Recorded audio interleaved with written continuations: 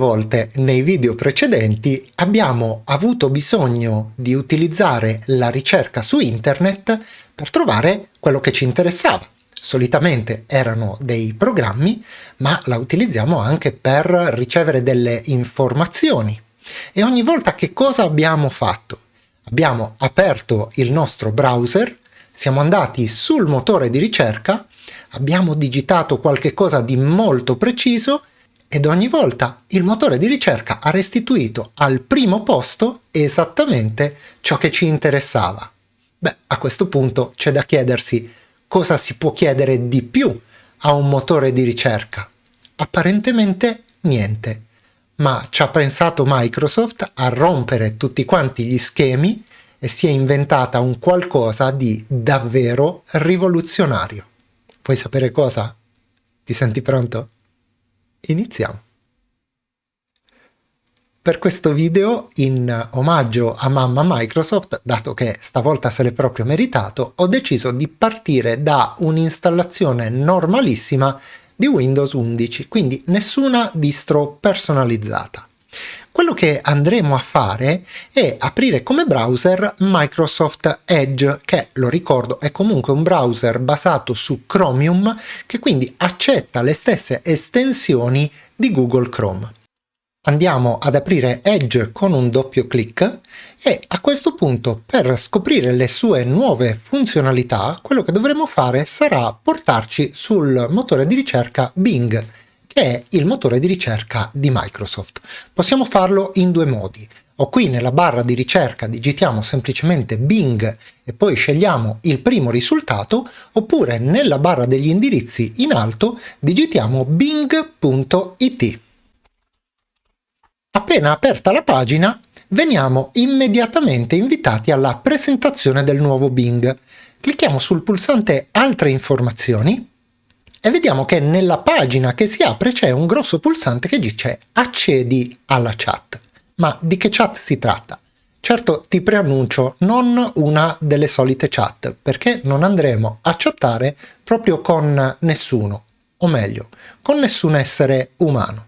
Clicchiamoci su e, come vedi, ci viene richiesto di effettuare un accesso con il nostro account Microsoft. Quasi sicuramente ne avrai già uno, probabilmente lo avrai creato in fase di installazione del tuo Windows.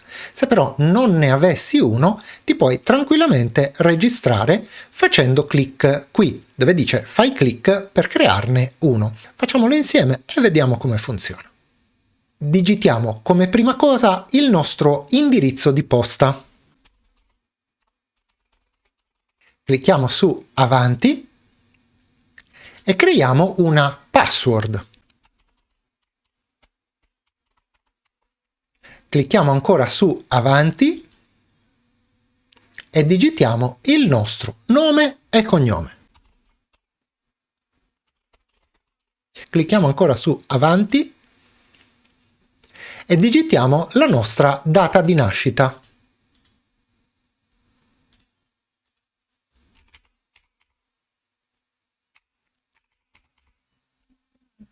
Dopo averlo fatto, clicchiamo ancora su Avanti e andiamo a controllare la nostra posta elettronica, dove ci sarà stato inviato un codice di verifica che dovremo immettere qui sotto.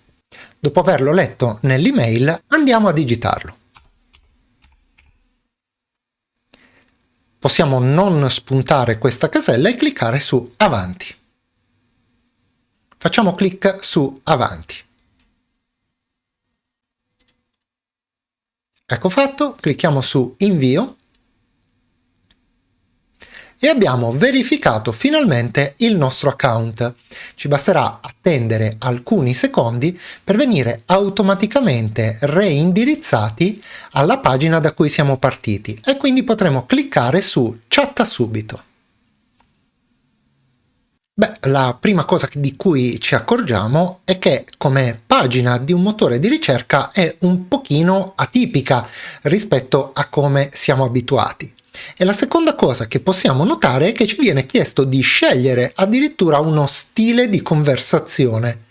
possiamo scegliere tra creativo, equilibrato o preciso.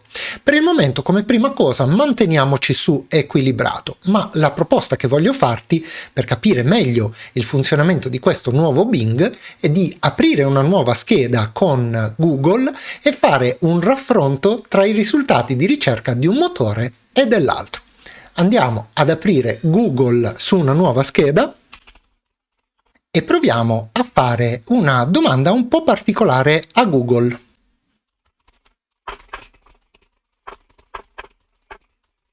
Chiediamogli un riassunto di Cappuccetto Rosso in 100 parole.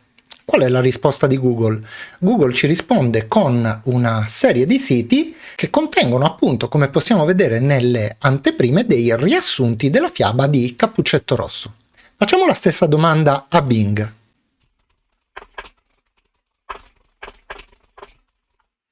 La prima cosa di cui ci accorgiamo è che la ricerca è più lenta su Bing. C'è anche un pulsante che dice non rispondere più volendo, ma il risultato è effettivamente un riassunto della favola di Cappuccetto Rosso in circa, non le conterò, 100 parole. Quindi, come possiamo vedere, mentre Bing ha un approccio discorsivo alla risposta, per questo si chiama chat, oltre a mostrarci dei siti che possiamo aprire per andare a consultarli, Google invece ci propone direttamente solo ed esclusivamente i siti. Ma proviamo a mettere in crisi Google e facciamogli una domanda che non capirà. Gli dico riduci il riassunto a 30 parole. A questo punto Google ci dà delle risposte praticamente a caso alla nostra domanda. Come si comporta Bing se gli chiediamo la stessa cosa?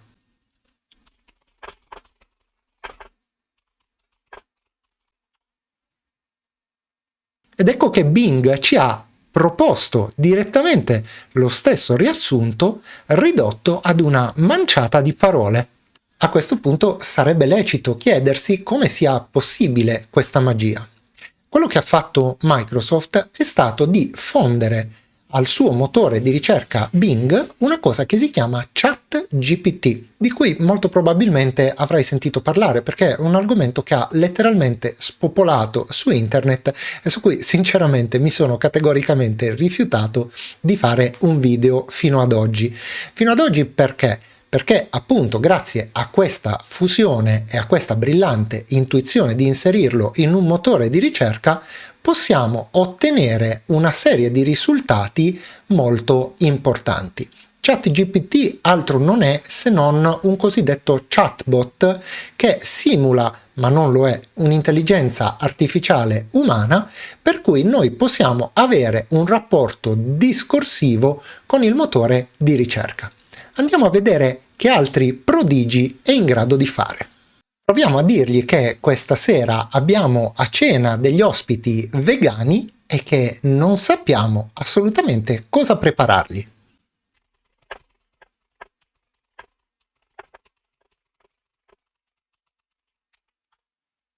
Vediamo un po' che cosa tira fuori dal cappello a cilindro. Eccolo qui.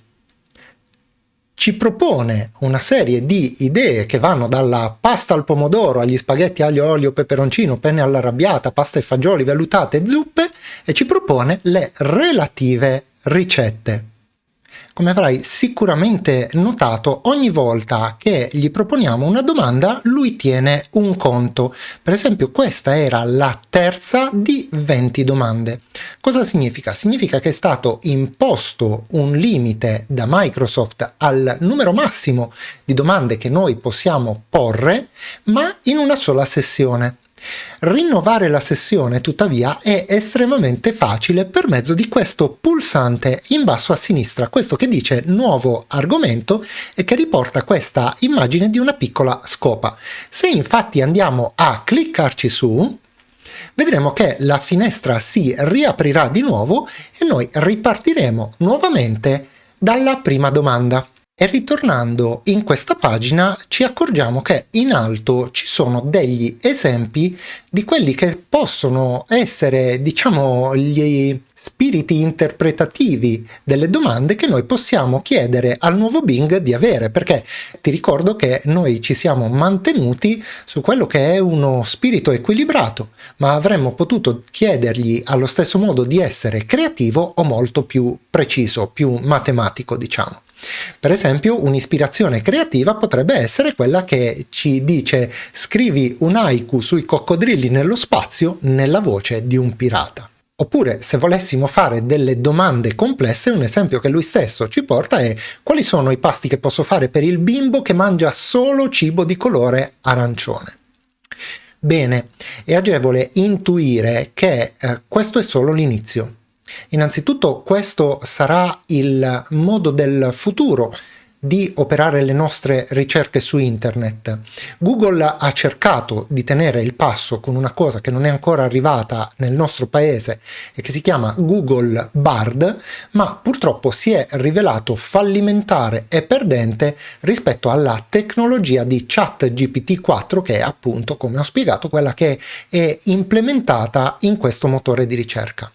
Ma non solo, Microsoft ha già annunciato che non si fermerà qui e ha intenzione di implementare la stessa tecnologia in molti altri prodotti.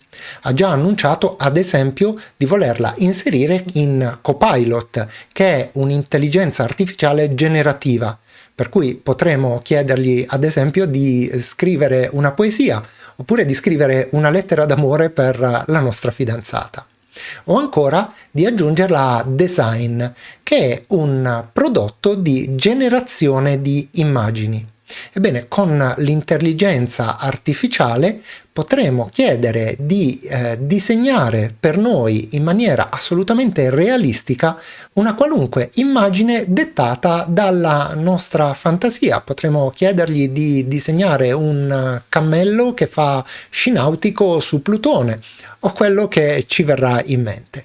Insomma, da esserci dei limiti di carattere puramente tecnico, quello che sarà il limite del futuro rischia di diventare solo ed esclusivamente la nostra immaginazione. Sono certo che questo video ti sia sembrato un po' atipico rispetto a quello che è il tenore solito di questo canale, ed effettivamente lo è. Però sinceramente non mi sentivo di lasciarti indietro da questo punto di vista, perché questo è chiaro che sarà il terreno di battaglia su cui si combatteranno le battaglie per l'egemonia tecnologica del futuro. Ed è importante notare che Google questa battaglia, per il momento almeno con Google Bard, l'abbia persa rispetto a Microsoft Bing. Dall'altro canto ci tenevo a lanciare anche un altro messaggio, di tipo completamente diverso. È facile lasciarsi prendere dalla pigrizia mentale di fronte a queste tecnologie e farsi prendere la mano, demandando all'intelligenza artificiale una serie di cose che fino ad ora sono state nostro appannaggio. Ma sono certo che tutti i gentiluomini e le gentildonne digitali abbiano abbastanza buon senso da non farsi prendere troppo la mano. Bene, detto questo, anche per oggi non mi resta che augurarti buone ricerche e darti appuntamento. Alla prossima!